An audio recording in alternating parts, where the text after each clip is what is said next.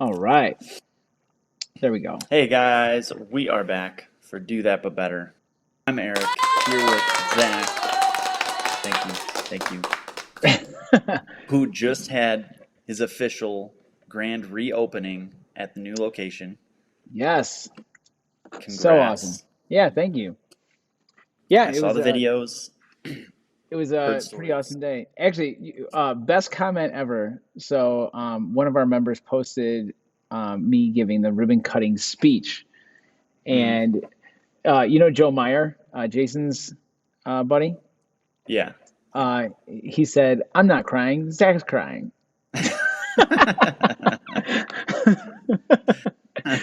I thought that was the best comment that I saw.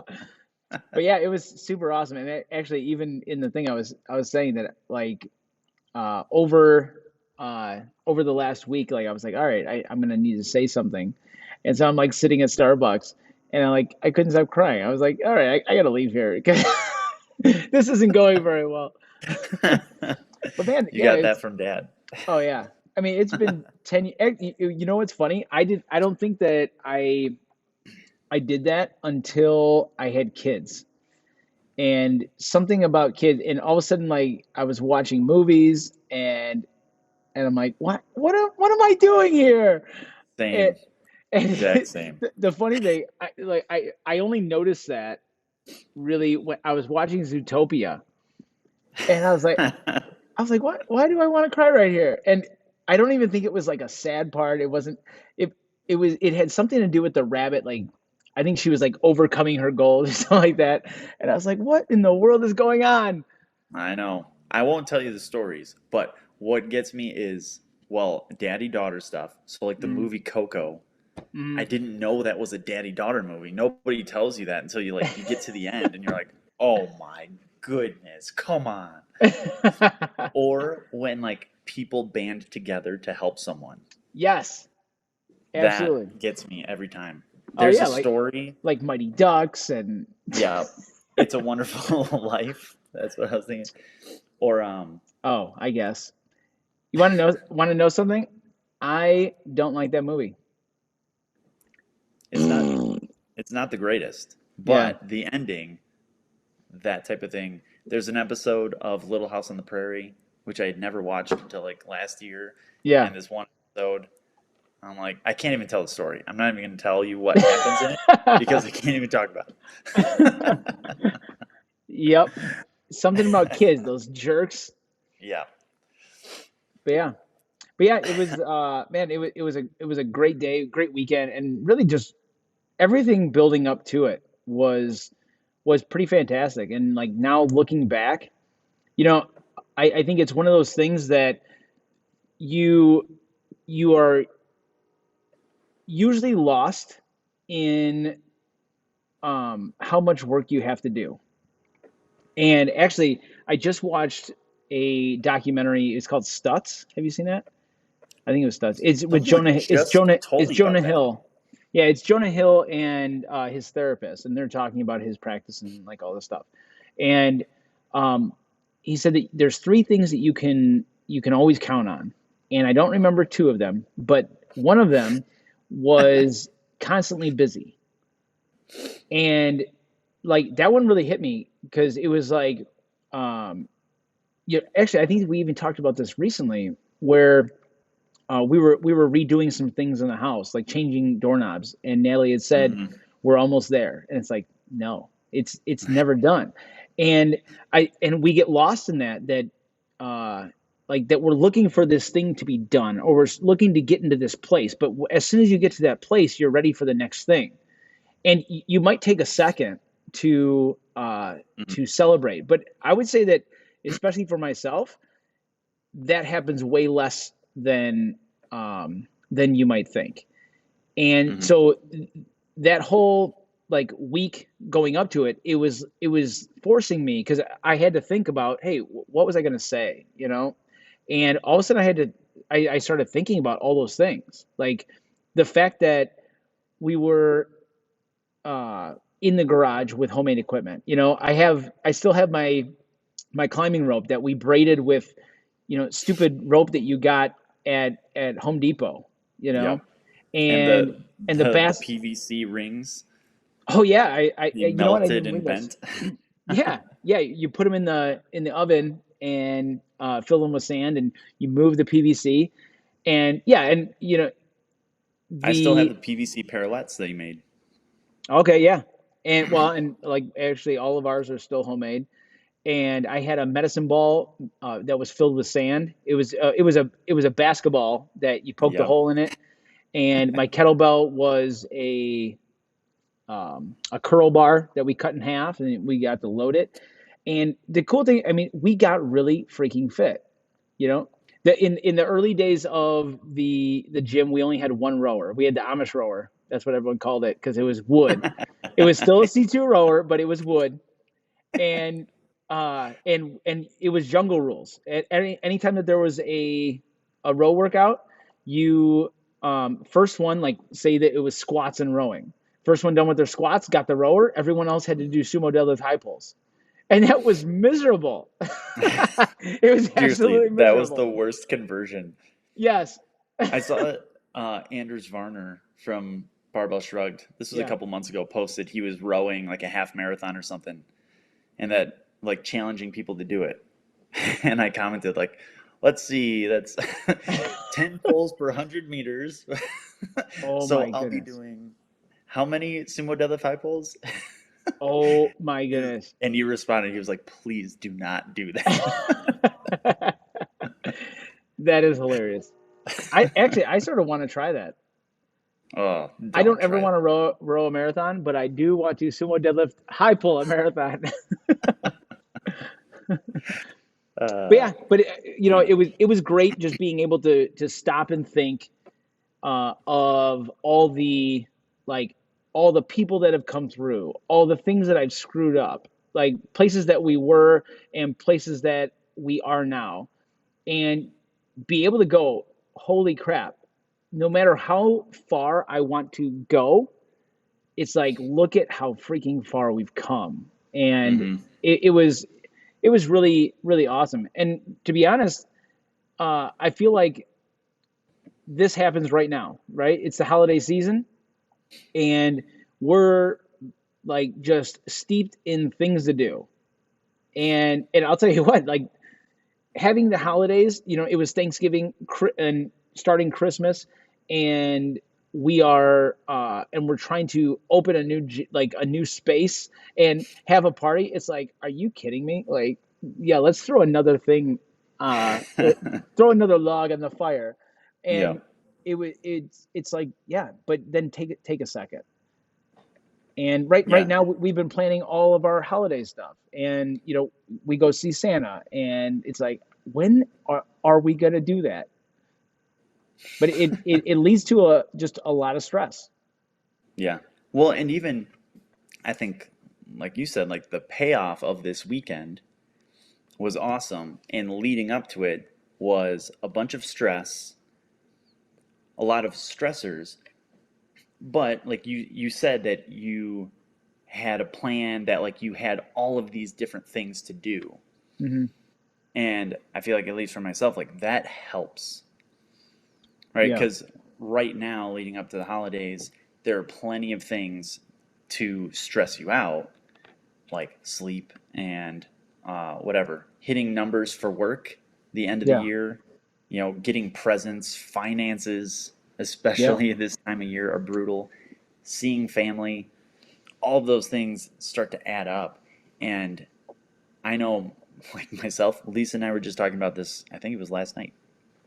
She was like, I just have so many things I'm thinking about, that I'm stressed about. And, you can either just like sit there and stress about it. yeah. You could, I mean, with the holidays, what do you say? I'm just not doing the holidays anymore. You can. That's an option. You could Yeah. be like Zach's rower and become Amish and just choose not to do it. Or you can accept and say, like, okay, this is going to be stressful. And how do I handle that? Like, how do I mitigate the stress? How do I reduce my stress levels? How do I make the best out of this time? And so really, I say control what you can control and everything else let go, Hmm. right? And really, like, when those things are running in your head, you aren't clarifying what's in my control and what isn't.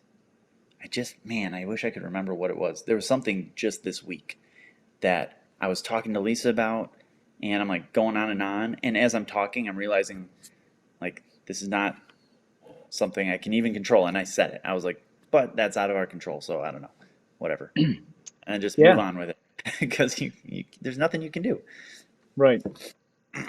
Yeah, Um, actually, I was just talking to somebody recently, and they were talking about preventing the unpreventable, or I'm sorry, preventing the preventable. mhm. And so yeah, you've got all these things coming up, and it's like, all right, here's what can happen, and now you can plan for it. And I'll tell you what, over this last couple of weeks, I really had to list, and the more busy you come, the more scheduled you need to become. Yeah, And when you do, like, it usually seems like that is a horrible idea. I can't do it because I've got all these things. But you really start prioritizing. And I'll tell you what, even with that that amount of stressing, I was able to get more done. yeah, And I think that is always there. The idea that I can do a little bit more. They say if you want something done, give it to the busiest person. Because guess what? They are like, if they're really going to come through, they're going to start scheduling. They're going to wake up at a certain time. There is no snooze button. There yeah, there is no maybe I'm going to stop for coffee. You know, I mean, just all those things start to go out of the way because you're like, no, there's a legit deadline. And I think one of the hardest things is making those deadlines for yourself, right? I have that, and actually, man, I remember Angelo, when I was one of my mentors, when I was getting ready to leave the firehouse. He's like, one of the biggest struggles with entrepreneurship is that there's no one telling you what to do anymore. Like yeah, you totally. you you have to be the boss, and you have to be like, have integrity with yourself, right? I like I think one of the hardest things for me is taking that time, and you go, I can do this whenever I want, and going, Right. no, I need to do it at this time, no matter what. And if I do that, it frees me up for the things that I want to do. Yeah. And I know for myself, like I've always been a last minute, right? Finish that 20-page paper the night before. Hmm. And I mean, it's true. I think it's one of Murphy's laws, one of those, that work expands to the space given for it. Hmm. And so I think a lot of people stress about all these things they have to get done and all these things coming up. And then you miraculously finish it the day before it has to get taken care of. You Yeah. know, when if you um, if you write that stuff down, like we were saying before, if you write down, okay, here are the things I'm stressed about: buying presents, planning this party, making this appetizer, whatever it is, cleaning the house. And then, like, if you've got things underneath that, okay, I need to get presents for these people. Like, once you've written it down, then the loop stops playing. Because that's what's happening is you're like, I'm stressed about doing this thing. I'm stressed about doing this thing. I'm stressed. And it's just going and going and going. Mm. You're like, okay, stop. Write it down. Now it's done. The loop is done, right? It's out of your head. It's on paper. Oh, I have to do that thing. And once it's written down, and it's like, oh, I just have to go to the store and get this one thing, that's easy. I'm much less stressed about that now. Right. Now, right now, so we've got plenty of things that can be going on, right? So what are some of, would you say, are the hardest hitters when it comes to stress over these holidays? I think finances, especially right now, is a huge one for a lot of people. Worrying about paying for things, um, getting gifts for kids, family, all those things. And then I think the schedules of just being stressed out about not having any downtime or like Mm, any time to breathe, which, like I said, like so much of that is planning. yeah. If you step back and put these things down on a calendar, get it on paper in front of you, then you can see what actually has to get done, how much time it will really take, and then you can prioritize what are the things that relieve the stress I'm feeling, Mm, right? Because when you feel like you're you have no time whatsoever, then taking time for myself to relax, not a chance, yeah.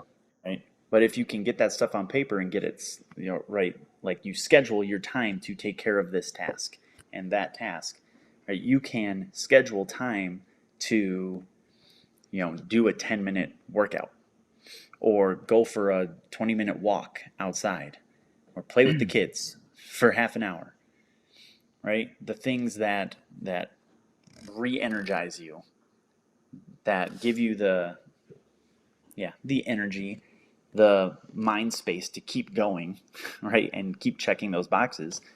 If you can prioritize those and schedule them, it's going to make everything else way easier. Yeah. Now, how do you find what actually rejuvenates you as opposed to is a stressor? Often people say, "Oh, workout is my stress relief," and then I also see them missing a lift and dropping f bombs like and it's like, how did that really like relieve some stress? Yeah. And to be honest, I have a hard time saying, "Hey, this really just makes me feel good." Hmm. I think it does take some thought and some experience where you're actually thinking about like how do the question to ask is how do I feel after? Hmm. So yeah, you might go into a workout. Like usually when I'm done working out, I'm exhausted. Hmm. uh, and it does clear my head, but I think going for a walk or like doing game type stuff, juggling a soccer ball, something like that, jump on the trampoline, those things where like you can smile and giggle and enjoy it, those, at least for me, really like help refill my gas tank. Yeah. And so I think looking for things like that, maybe it's painting or I don't know, building something, like Yeah.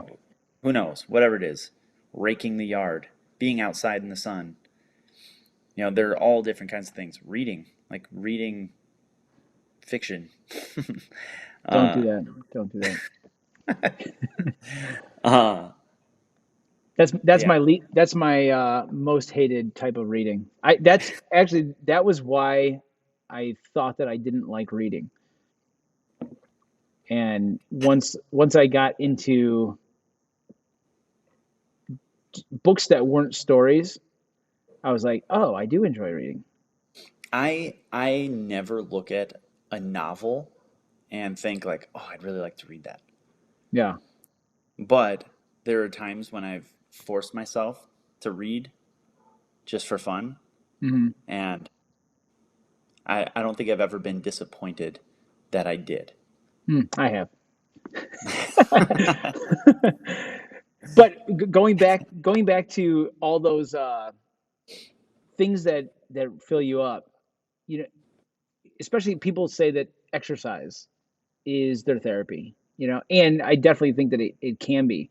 For me, I need the exercise, and it also, for me, I feel like it's often, especially just recently, it it is a little bit more of a stress.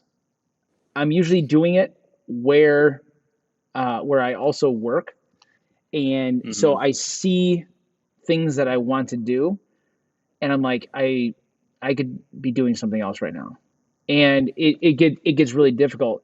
Now, one thing that really just blew my mind was when I started skateboarding with the kids again, and there was something about just being there with them, because I do like, I really like to do things with people, and I also don't necessarily want to be following any rules.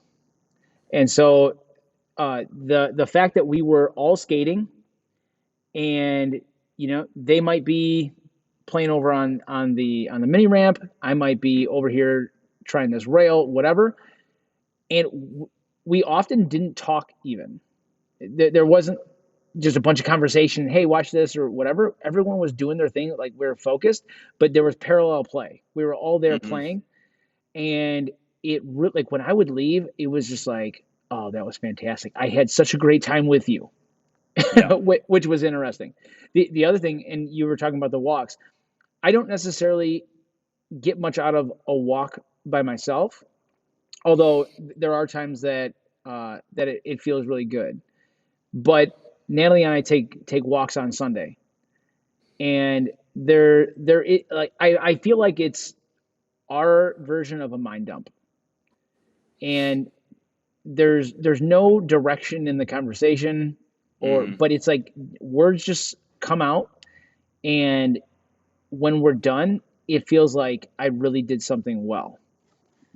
And yeah, like I'm just more ready to go on with the day, go on with the Yeah. week, really. Yeah. That's funny. I feel like Lisa and I, that's like laying down in bed, no matter how tired we are, for whatever reason, we just start talking. And then it's like, oh, it's so late. But like 30 minutes of conversation. And then it's like, oh, okay. Yeah. Now we're ready. See, when I go on walks, if I go like solo walk, I what feels best is where I'm like looking at trees and clouds and plants and whatever. Like I'm just walking and like observing stuff around me and Yeah. not trying to like think.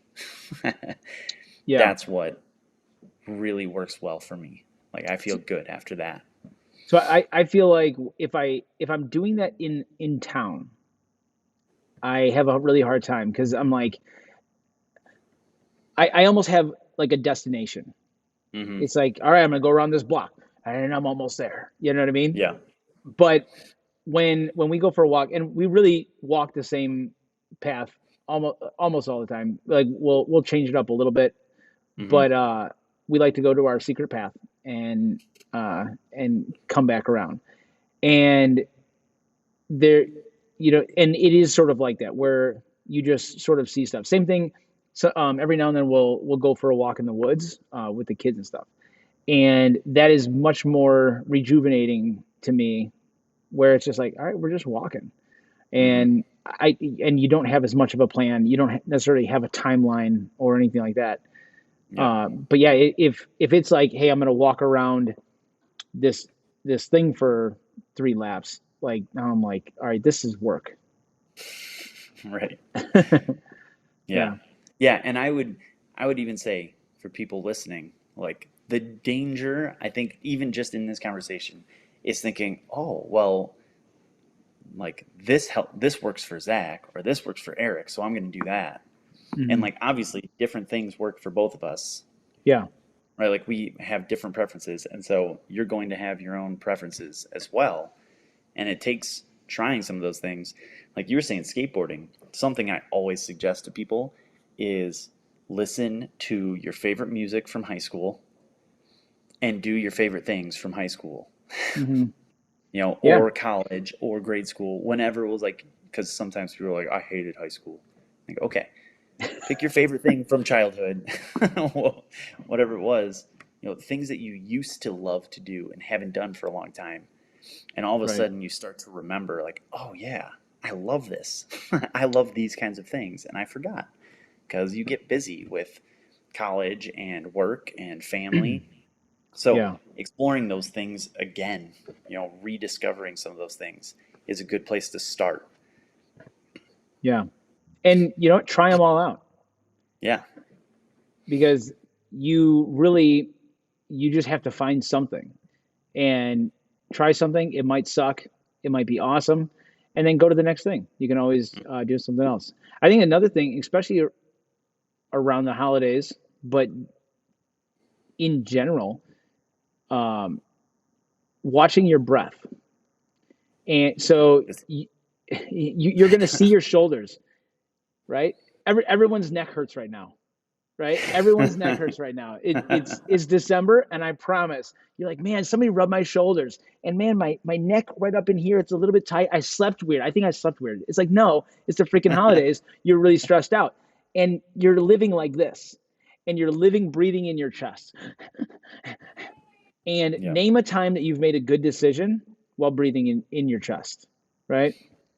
yeah, Take a deep breath. And most people can't do this anyways. You try and get somebody to breathe into their belly, it's big and deep, and they can't do it. Most people, oh, when you breathe, your stomach goes in, and that's wrong, right? You should be yeah, filling it up. It's just like a balloon. When the air goes in, it gets bigger, and when the air goes out, it gets smaller. And so, number one, if you're watching this right now, touch your belly, take a big breath in, and did your belly get bigger or smaller? If it got smaller, go and work on this right now. Fix that. I direct our church choir right now for Hmm. Christmas, Yeah. and this is something every single week. Like deeper breaths, Mm. big into your belly, open up your ribs. Like I always tell people, think of like a bodybuilder who's like got his chest puffed out, and then push your belly out. Oh, so your ribs are really big. You make Yeah. tons of space. But yeah, it's like constant. You just have to practice it. Yeah. It That is is huge. ridiculous how often people can't do it. But even if you take 1 minute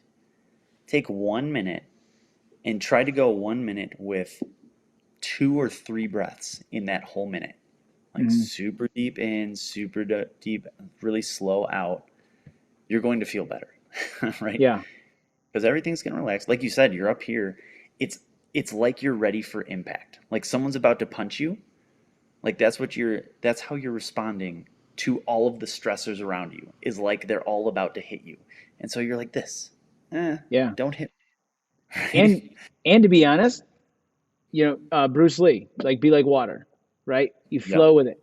And when you get hit, if you do this, it's gonna hurt. But if Yep. you do that, boom, right? You're all good. It just grazed Hmm. you, and you're right back in the fight. And just taking for me, when I start to get a big, just I feel myself getting tight. I just take a big breath and let it out. And I try to let it out for as long as possible. So either um, just like, and if you watch, shoulders drop, your mouth starts to drop. Like let your mouth just hang open, and you can either keep breathing out or just hold it. Hold it for as long as you can. And like, I don't need this breath. And you'll start to feel yourself really relax. And you can do breathing practices and things like that. But lots of times for me, all I need is that one big one. And I remember our one friend Rachel. She would talk. I think it was like the I just bit my lip. The ujjayi breath, with like a cleansing breath, and and it just. I mean, if you just watch everything, like watch my posture, all of a sudden Hmm. it's like set, and it's like, okay, I'm ready to go again. Because like you said, Yep. this is scaredy cat. You know, Yep. you're not I'll ready for tell you nothing. the I think the most educational thing in breath that I've gone through was Lisa having kids. Mm, Right? Like all the breathing and like relaxation techniques. She is a master. She is like Tibetan monk oh style. yeah, She can just like boom, lay down, out. She was crazy. like literally sleeping between contractions. Like What? she'd be asleep Best and then breather be on the like job. a contraction is coming, and then just like breathe through it, totally relaxed, and then like okay, it's gone, done, like Dang. crazy. But yeah, just like watching her and like coaching her through that, I'm like, Yeah. oh yeah, everyone should just go read some birthing books and practice that. Yeah. But yeah, I, anyway, breath is I huge. actually, I always bring this up. I remember this from when our sister was having a baby, and I remember mom saying that she's yelling up high, right? It was like ah, right, and like you're Yep. in the wrong spot, right? And Yep. like if you think about ah, right, that's all up here, and then down low, right? And we should get into that. And we talk about that with weightlifting all the time. When you're bracing for a heavy lift, you should, if you're making a noise up here, you're not braced, right? And you're Yep. not as strong as you could be. And when you and then grunting, it's sometimes it's just somebody being a doucher, but uh, it's often a sign that you're braced right, hmm and really that you're breathing in the right spot. Yeah. I So feel like like we said, we got off on a if tangent. yeah, but when you are in that moment and you feel that like really high stress, that is like a go-to is take a breath. Yeah, yeah. I'll tell you what, and like having that deep sound in the breath, and even I feel like just that sound makes me feel like I'm ready. hmm If you think about it like a warrior, and like even if it's calm like that, it it just it does something, hmm and I feel like just hearing that, it's like okay, I'm ready. Yep. Like it's like you're centered and you're ready to rock. You took that stress, you took the excitement, and you put it down, and you go, all right, now you know what? It sounds focused. It Yeah. sounds focused, and And really that's what we need to do. it even reminds me of like a close call, Mm, right? When you have a close call, like whatever, kid falls and you catch him, yeah, what do? Right? yeah, You're recentering because it was like high adrenaline, super fast for a second, and now recenter, like bring everything back down, calm the adrenaline down, like it's okay, you know? yeah, But when it's like constant every day for 2 months, 3 months, you don't have that moment of, oh, that's done. Deep breath. It's okay. So you have to give yourself that each time. And when you do that, it overrides your brain, which was like on fight or flight, and now you can actually think, right? So I always I like what Jocko says, right? When there's a problem, you say good because yeah, there's going to be good in it, right? So, you know, good. I get to go to this party with my family and I get to practice being patient, right. right? Or I get to, like, my kids get to have a really great time at this thing. I know I'm not going to have the best time, but they're going to really enjoy it. Or I get to do this thing for these people because they love this during the holidays. And so I get to see them being really happy. Whatever it is, you take that breath and now you can look for the positive within whatever it is that's stressing you out. And just that mindset shift is going to change the way that you feel about those things Mm, as soon as you start thinking about them differently. I like that. Cool. Yeah, manage your stress over these holidays. It'll make it a much more funner uh, season. Yeah. But you know, find the things that you can control. Right. Write the things down. Prioritize. Find out what is really important. What do I have to do? And yeah, if you hear that loop, I like that you were. I like the way you talked about that. But find that loop and go. All right, stop. Yep. Here's what I just said 600 times, and now we can start working on it. Take a breath. Make sure that you're doing something that fills you up, and have a great holiday. Yep. Yeah. And like we said at the beginning, you had all this stress leading up to the gym grand reopening, and then the grand reopening was awesome. Now you get to look back on that and enjoy it. And you can do the same thing with the holidays. Like, yes, it's going to be stressful. There's going to be a lot to do. And if you pay attention and take these steps, you get to look back and see that you had an awesome holiday season. There you go. Enjoy being busy. Yeah. Well, awesome. You guys, we will see you next week for Do That But Better, 11:30 every time. Eric, I will see you later. All right. See ya.